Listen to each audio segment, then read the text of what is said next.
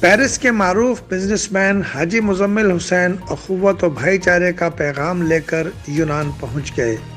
یونان میں پاکستانی کمیونٹی کو درپیش مسائل کو مربوط لائحہ عمل کے ذریعے اتحاد و اتفاق سے ہی حل کیا جا سکتا ہے۔ مرزا جاوید کی جانب سے دیے جانے والے عشائیہ میں اظہار خیال کرتے ہوئے انہوں نے کہا کہ یورپ میں سب سے زیادہ غیر قانونی ہجرت یونان میں ہونے کے سبب یہاں کی کمیونٹی کو گھمبیر چیلنجز کا سامنا ہے، جس میں سب سے زیادہ پاکستانیوں کی اموات اور ڈیڈ باڈی کی پاکستان ترسیل ہے۔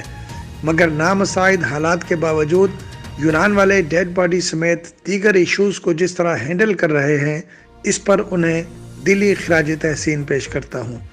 حاجی مزمل حسین نے یونان کی سیاحت اور مہمان نوازی کو ناقابل فراموش قرار دیا اور مرزا جاوید کی عشائیہ تقریب کے شرکاء سے خطاب کرتے ہوئے کہا کہ میں بھائی چارے، اخوت اور رواداری کا پیغام لے کر یونان والوں کے پاس آیا ہوں۔ اسے برقرار رکھیں تاکہ کمیونٹی مقامی معاشرے میں اعلیٰ مقام حاصل کر سکے۔ اس پیغام اخوت تقریب میں عشائیہ کا اہتمام یونان کے معروف جرنلسٹ مرزا جاوید اقبال نے کیا۔